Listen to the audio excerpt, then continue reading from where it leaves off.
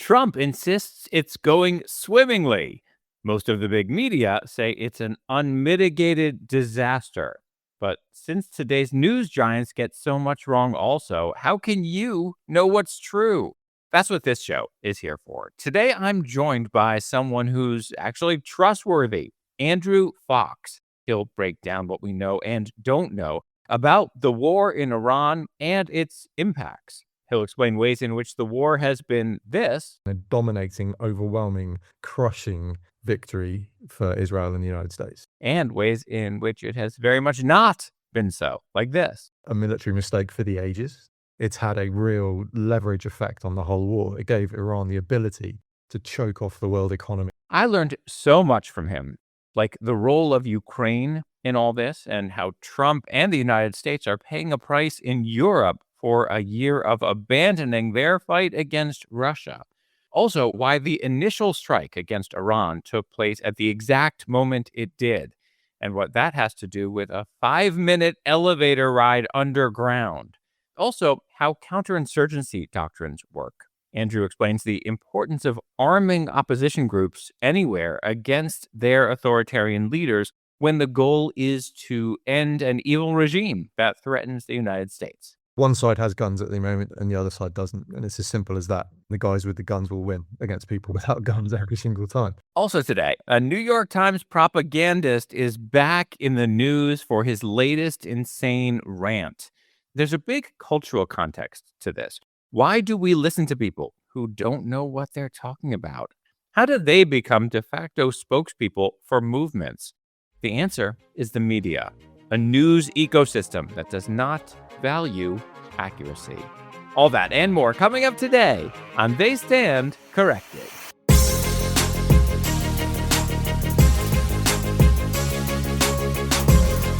Hello and welcome. Thank you for being here. My name is Josh Levs, and this is my podcast, They Stand Corrected, which fact checks the news. I spent 20 years in big mainstream media, 10 on NPR, 10 on CNN. I was on-air fact checker, among other things, and saw throughout all that time how badly the media itself needs to be fact checked.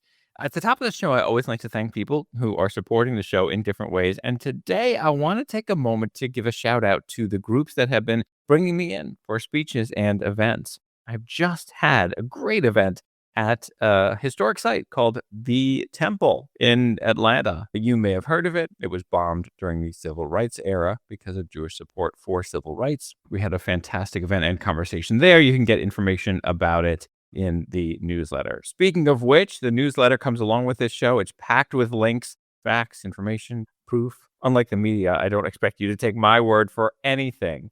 So get the free newsletter, and to make this show possible, consider becoming a paid subscriber. Then you get additional content, including edited, hyperlinked transcripts, and a lot more. Paid subscribers also help set the agenda for this show. They're the ones I turn to first in determining what topics to cover. One of the biggest topics I've been asked about is the war in Iran. There is always fog of war, but today's media, as I've reported in more than 100 episodes now, gets facts wrong all the time. So people don't know where to turn. I'm joined today by a great guest, Andrew Fox. He is a former British Army major and a senior associate fellow at the Henry Jackson Society. He understands military realities. He travels a lot to see what's going on. And as I discussed last week, when he's traveling, he actually fact checks things. So when it comes to analysis, he is a great one to listen to. He calls out the extremists on the right and the left. He recognizes the rising dangers of Islamist terrorism and anti-Semitism around the world. He cares about protecting democracy, and he also admits what the unknowns are. And there's something I'll tell you about as we go into this because of a word he uses. He talks about the mentality of the regime in Iran and why it's so different. He talks about their philosophy, theology, and he uses the word eschatology. That is a belief involving end times and death and finality. To understand the dangerous, radical Islamic Republic, the Islamist regime that controls Iran, you need to understand their way of looking at the world. Okay, so I asked Andrew to start off by giving us the lay of the land in this war. Look, the first thing I think we need to remember is that war is never perfect. It never goes exactly as you planned. And there's a really famous saying in military planning that the enemy always gets a vote. Anyone who's telling you this was a superb success that went absolutely perfectly is lying. And anyone that tells you it was a complete disaster start to finish is lying, because it hasn't finished yet. We don't know how it ends. We can quite reasonably look at some of the errors and mistakes that were made along the way, and we can also look at the things that went really well. So let's start with what went really well. There is no question that tactically this has been a dominating, overwhelming, crushing victory for Israel and the United States. Like, they have taken out the entire leadership of their enemy. They've hit somewhere between 10 and 20,000 different targets. Iran had no air defenses, no anti-missile defenses. When someone fires an airstrike that's hitting the ground, the fact that they've only killed something like 1,600 civilians shows you the precision and the safety care that they are taking. So they're targeting military facilities, and then the civilians are collateral. Yeah, exactly that. And obviously mistakes happen in war too. And we've seen that in Gaza. Human beings are fallible creatures. Intelligence may be wrong. The guy you're targeting may move from position A to position B and you don't know, so you just hit position A. All these things can go horribly wrong. So the school strike is obviously the big one that everyone beats with a stick. That was early on when the United States launched that strike by mistake. Yeah, exactly that. And we can own it. We can say, look, this is a mistake. It's horrible. How utterly tragic. And these things happen in war. We can talk about the targeting campaign and the sheer attrition that Iran has had on its rocket capability, its headquarters, command and control. These are all huge, huge, huge tactical successes. Israel's missiles defenses held really well. The Gulf states' missile defenses held really well. Of course, something always gets through. Even in Ukraine, who are the world masters at this, 8% of Russian drones are getting through. But the fact that those missile defenses held up so well, that's another huge victory. Iran had this huge missile arsenal, which it based its entire defensive plan around. It didn't work. When we look at what went wrong, I think we can say safely at this point that not securing the Strait of Hormuz was a military mistake for the ages. It's had a real leverage effect on the whole war. It gave Iran the ability to choke off the world economy and put political domestic pressure on the United States. As gas prices start rising at the pump, as people start paying more at the supermarket for their goods as a direct result of Hormuz being blocked. Was it that the United States thought that they would have help from Europe or from the region in securing Hormuz and then didn't? Or was it that the US should have done it on its own in the first place? Like, what happened there? Yeah, I think it's a failure of coalition building. If you want allied help, you kind of have to work those allies up to it, because look, you're asking these countries to send their young men and women into harm's way. And I don't think the Trump administration did any of that. Add in, you've got a year of friction between Europe and America anyway over things like Ukraine. Some of Mr. Trump's comments, I think, were perhaps undiplomatic, should we say, if we're being generous.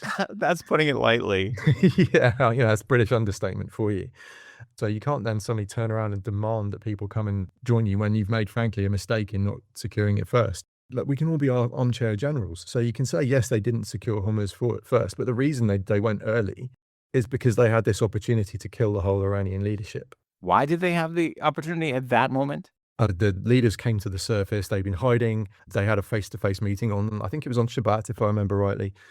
And so they assumed that they were relatively safe at that point. Now, incredibly stupid, because they had 2 US carrier groups parked off their coast and all the noises were pointing that way. But hey, the Iranians made that decision. That gave the opportunity to strike them. Where are these guys usually? It is all men, by the way. So I can say guys. Where are they usually? Well, we don't have the details of that in the public space, but we know, for example, the Ayatollah's bunker was a 5-minute elevator ride underground. And it's very similar to Hamas. If you look at how Iran's been making those missile cities, all underground. If you look at where they were doing their nuclear refinement, all underground. And so to come to the surface just gave that incredible opportunity to hit them. But I think there was a working assumption that would cause the regime to fall and make it a very short, quick war. And that's the gamble they took, and it didn't pay off. And so what we're looking at now, we're on to the next step. So we went from decapitation to degradation to an economic squeeze phase. Now, was it planned that way? I don't think so. They're essentially making up tactical moves as they go along. But it doesn't mean that the American blockade isn't going to work. Anyone who's right now saying this is a failure, I think, is saying it from political reasons rather than rational analysis. Okay, I'm popping in here to explain something. Conditions with the Strait of Hormuz have been changing by the minute, basically. The goal of the U.S. blockade has been to choke off the Iranian regime's economy. The regime needs to move its ships in order to keep its financial lifeline going, which is oil. Some estimates say the blockade could cost the regime upwards of $400 million a day.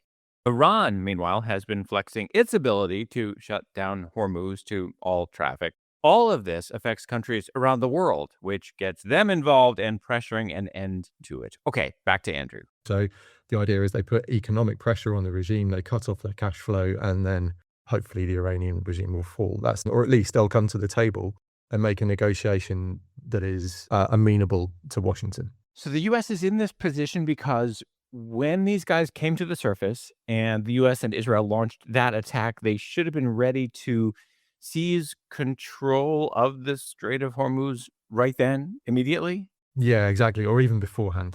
Wouldn't that have signaled that they were about to attack if they did it beforehand? So it's all about staging and timing. And that's why I say we have to be very careful about being armchair quarterbacks, because we don't know all the intelligence that went into planning and that kind of thing. And maybe if we were presented with all the information they had, we'd have made the same decision. So I think where we go next is really interesting, actually. I think the assumptions that underpin the blockade are that it'll drive the regime to either collapse or come to a deal. I'm not wholly sold on that. You have to remember that the Iranian regime are not logical Western Enlightenment style thinkers in the way that kind of our societies are. If they see that they have to give up all their highly enriched uranium, they have to agree never to enrich uranium again, they have to agree not to make any missiles, they just won't agree to that. They just won't. What I think Washington is going to have to do is accept limited versions of all of those things, which is going to be very difficult, I think, for Trump to sell as a victory. And we're also operating in this slightly weird space where Washington is going for a policy of chaos when it comes to messaging. Like, if you track everything Trump has said since the start of the war, some of it is so contradictory, so unclear. Some of it's very at odds with what Jerusalem is saying, actually. I think that's a deliberate strategy by Washington to keep people on their toes, and that's no bad thing. You can see people are making logical leaps without facts. We don't know the condition of the leadership of Iran. We don't know where their missile stocks are. We don't know if they have the capability to dig out those missiles that were buried when they collapsed the tunnels. We don't know where the highly enriched uranium is. We don't know what Trump is thinking, really, apart from the fact he's got the midterms coming in. He's going to have one eye on presenting a victory to the American people. So there's a lot of smoke and mirrors going on here. What we can do is fall back on what we do know. The Iranian regime has a religious ideology, an eschatology, if you will, that they have to endure suffering to get to the point where eventually the Mahdi can return and they can destroy Israel and America and establish a global caliphate. That is their religious philosophy. Well, the suffering is by their people. Like, the leaders hide in bunkers. They're living rich lives. They don't want to suffer. Their quote unquote suffering is letting their own people die. And that's the same thing they did in the protests, right? Just killing tens of thousands of people. It's all about keeping power for them. Yeah. All right. That brings me to something I want to understand, because I've seen some analysts say, oh, Israel and the United States thought that the entire regime would just instantly fall. I don't see any sign that they thought that, like, especially from Jerusalem. They usually seem to understand the Iranian government pretty well. Did they think that the regime would instantly fall? Yeah, I think there's a middle ground here. I don't think they thought that kill the top 40 and then boom, we've got a new regime. I think they thought that if they could arm a group, be it the Kurds, be it someone else, that would then give an armed group the ability to seize control of wherever they are, and they could kind of ink blot control from there, and then that would cause the regime to topple. That would be in line with our counterinsurgency doctrine. But I do think they made the assumption that if they killed those top 40, the war would be over a lot quicker. And Andrew acknowledges that that's not something he can declare as a fact. That's his best analysis. This is a time in which analysis helps, because especially amid the fog of war, there are so many unknowns. There's, of course, another big part of this, Lebanon. What is really happening there? And what does it mean for Israel, the United States, and any other democratic nation's ability to protect itself? Plus, the big way that Trump's abandonment of Ukraine has affected the war in Iran. That is coming up. Heading into this break, here's a little sound, not too old, it's from the 90s, of the U.S. Navy Band performing the Ukraine National Anthem.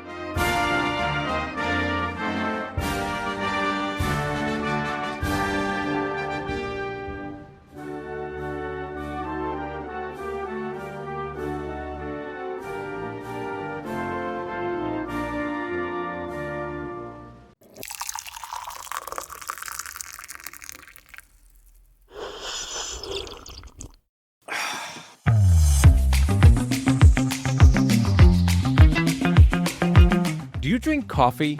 I don't. But I do drink energy drinks. I know they're probably not great for me. But I started after a doctor I used to work with. We were both on air at CNN. I used to see him guzzling them. So I was like, it can't be that bad. Anyway, here's why I bring this up.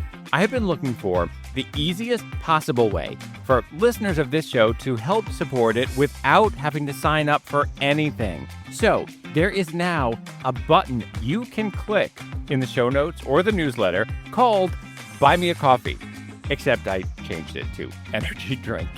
You could toss in $1 or, for a nice significant figure, $1.80 or $18, whatever you wish.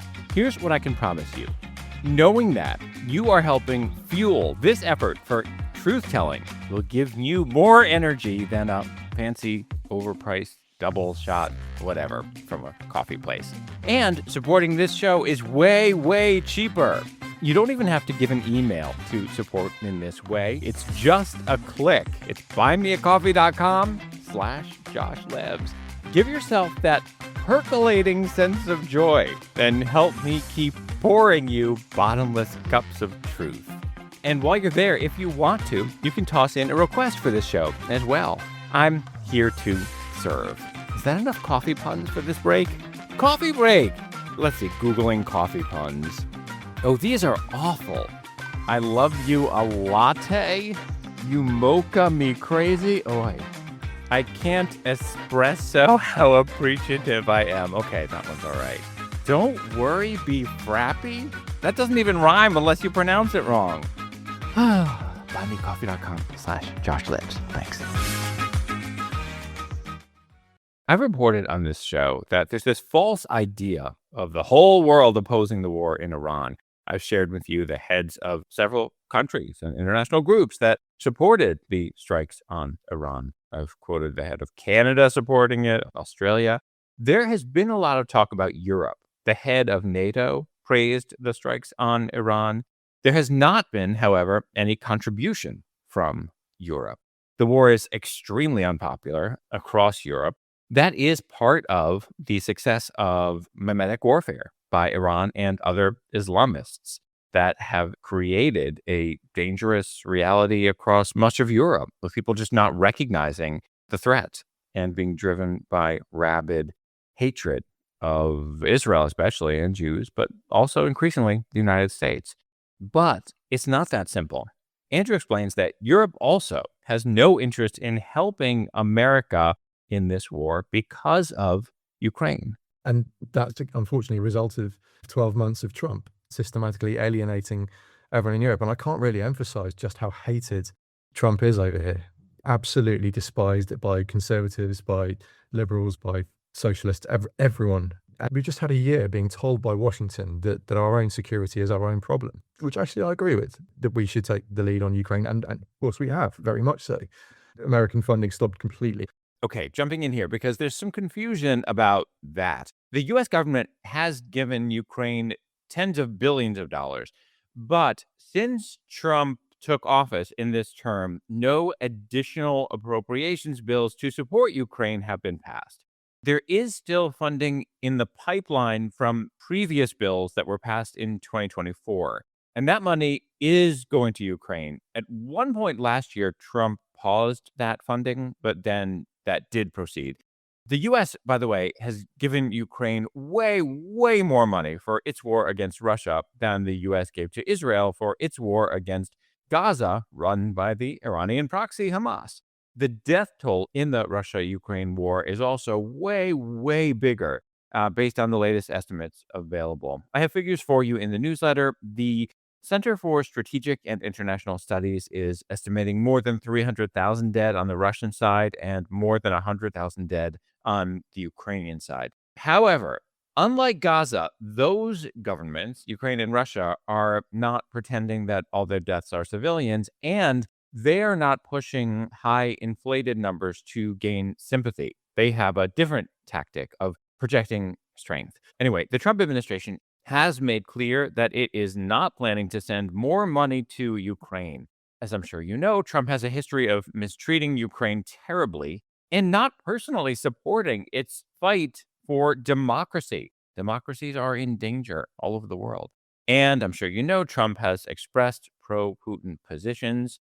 Just the other day, a Pentagon official emphasized that Ukraine should not expect more funding from the United States and again pushed Europe to take that on. And Europe has. There are analyses showing that Europe has bridged the gap where American funding has been disappearing. Okay, back to Andrew. And frankly, Russia's a big deal. We have to consider our own defenses against Russia. So to then ask us to redirect our forces to the Gulf, we can't do both. What would we actually add? America spends more on defense than the next 10 countries in the world. Your military is so capable. What on earth do you think Europe would actually add to this, apart from a kind of diplomatic veneer that it's more than just two countries? We wouldn't have added anything on the military side.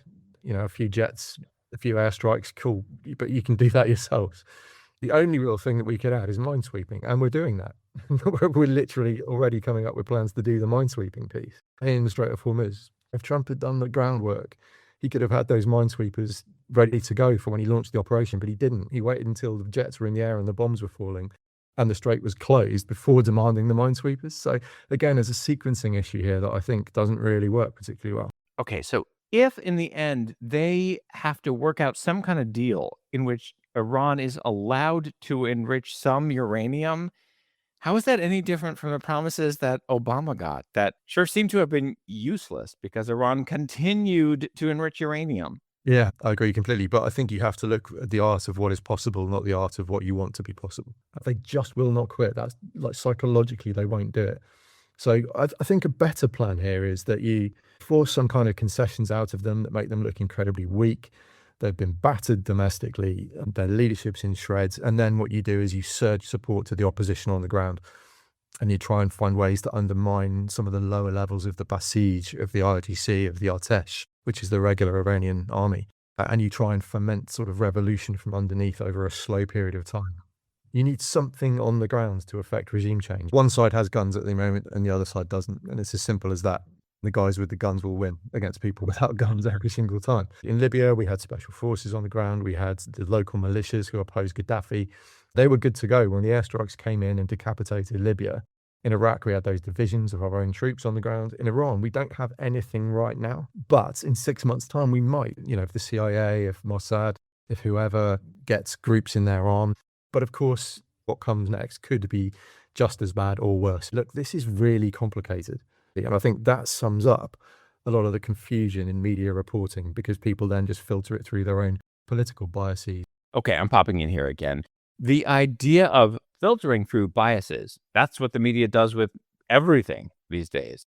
Anyway, he said that if enough people with arms and that kind of strength were to get the kind of power necessary to affect regime change in Iran, here is what we would see. And there are three things you need to look for. First of all is a political shock, which normally looks like the death of senior leadership or key leaders changing sides or defecting or leaving the country. And we've seen part of that, but it hasn't been decisive because regime command and control is spread out in what they call a mosaic structure across 31 different provinces. So that hasn't come yet.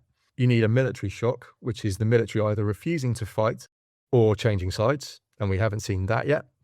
And then you need the public shock, which is where people rise up in sufficient numbers to actually seize control of institutions.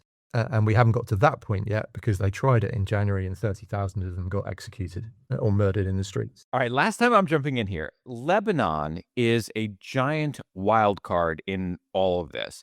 Things keep changing there. As I record this, there is a ceasefire that's including Lebanon. I'm seeing news reports that are, of course, reporting on Lebanese people who lost their homes and have been displaced, with no mention of how Israelis have been displaced from northern Israel for years by a constant onslaught of attacks. It's pretty much been constant for decades. There's one in particular that you might remember. Hezbollah killed all these Israeli Druze children who were playing soccer.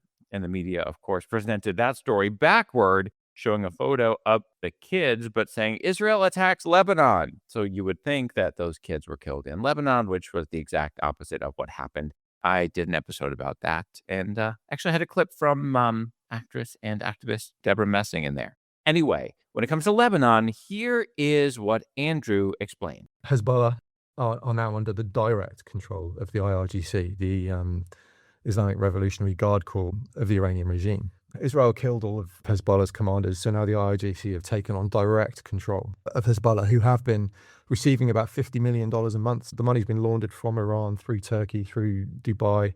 And that's why you're seeing headlines now, by the way, about the UAE starting to crack down on this stuff because they realize they've been caught and they're trying to pretend that they care in southern Lebanon, south of the Litani River. The Lebanese government is incredibly weak. The Lebanese armed forces cannot, they're paid less, they're less well armed than Hezbollah are. So they're not in a position to take Hezbollah on.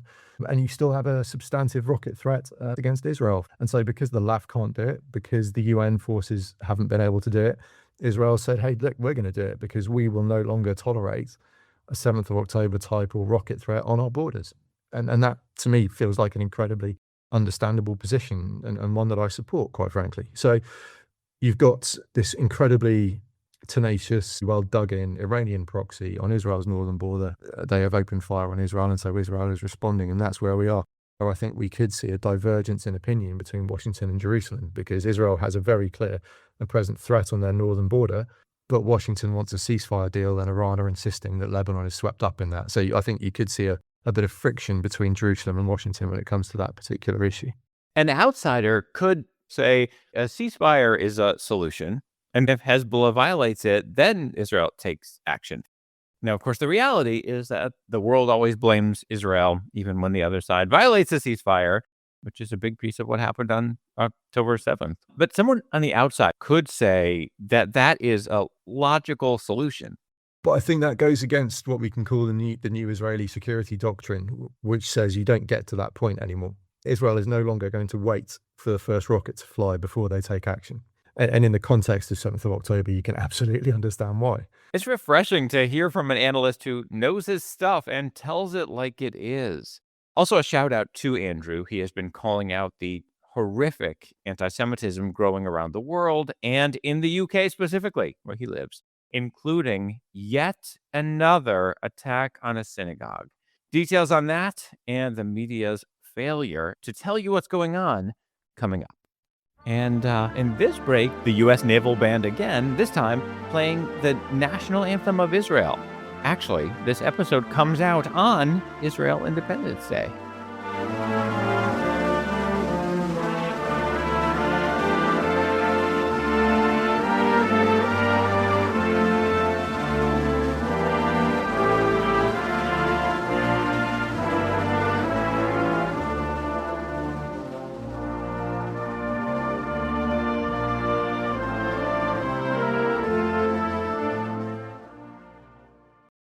I mentioned earlier that I gave a speech this past weekend. Afterward, someone from the event talked about how she had not heard in the news about yet another synagogue being attacked. She heard about that from someone on social media. That's not to say that there was no coverage, but the coverage was generally buried. Jewish people are under attack all over the world. No other group of people is facing these kinds of attacks everywhere. It's happening here in the US, and the UK is seeing a ton of attacks. CBS did this report, which included members of the Jewish community. Lots of Jewish families, including my own, have been talking, do we stay here or do we go? Nowhere seems safe. A 17-year-old boy and a 19-year-old man have been arrested in connection with the attack. This is one of several incidents targeting Jewish community-linked sites across London, including an arson attack on ambulances in Golders Green and another synagogue in Finchley. Authorities say a group calling itself Harakat Ashab al-Yamin al-Islamiyah is claiming responsibility for a ton of these attacks. They're using an acronym HAYI. Notice how there's always new Islamist terrorist groups sprouting up? They compete with each other to see who can claim responsibility for killing more people, especially members of Am Yisrael, the people of Israel, or Judea, aka Jews. You heard the ages of the two people arrested in this latest case. I reported recently on the Global Terrorism Index showing that teens are increasingly the ones doing this. Children are not always the key to a brighter future. Nazis started with radicalizing youth, and Islamist Nazi groups did the same thing, and they are carrying on the same evil tradition. The media is not telling you any of this. I am looking at stories right here in front of me from NBC and CNN. Both, as always, avoid using the word Islamist. They refuse to tell you that Islamists exist. Meanwhile, I've been hearing from listeners again lately about a propagandist from the New York Times, Ezra Klein. I've reported on him in the past. He gets basic facts wrong. He put out yet another anti-Israel screed the other day filled with lies. Along the way, he said anti-Zionism must not be treated as a fringe movement, but he did not bother to mention that in surveys, only between 3 and 7% of Jewish people are crazy enough to identify as anti-Zionists, members of what I call AZHM, the anti-Zionist hate movement.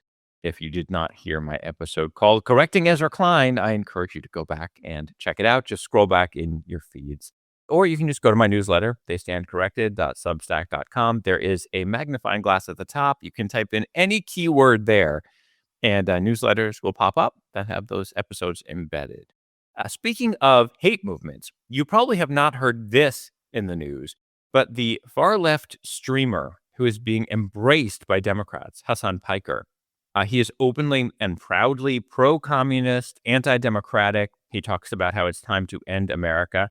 He is now being called out for a crazy rant against a Vietnamese refugee who dared to speak out against the communism that she had escaped.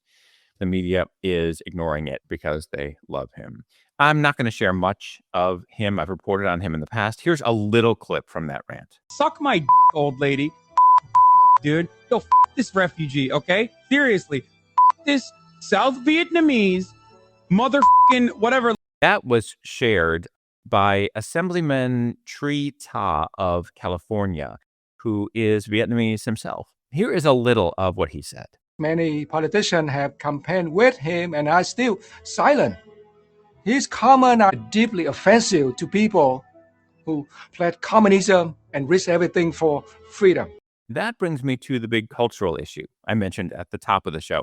What has happened to us as a society when these are the people we're allegedly supposed to listen to in the media? Meanwhile, on the right, there's Tucker Carlson, Nick Fuentes, Candace Owens, these loud, hateful people pushing lies. And really, the horseshoe theory has now come full circle because far left and far right people are sharing each other's content and appearing on each other's streams and joining one big hate movement. We need to raise the next generation to care deeply about fact-checking. Before you take a position, before you argue for anything, before you accept anything as truth, here's what to do to find out whether you're getting facts plus context. That is not easy in today's landscape, but it can be done. I aim to do it every week, every day. And I need your help to keep going, to help make this show possible. Consider supporting it through the newsletter. Also tell your friends about it. Share this episode. One-to-one messages can be the best way to share. You say, hey, I think this episode might really mean something to you personally, and here's why. You can also take about 10 seconds to subscribe, rate, and review the show. If you're listening on Spotify, you can leave a comment. If you are listening on Apple Podcasts, you can give it 5 stars and put in a great review. In a world of algorithms, those things are super helpful. As you may know, I want to know what you think. There are 2 great ways to reach me. The best is through the newsletter, and the second is through a form at my website, joshlevs.com. Thank you so much for listening. I will see you next week.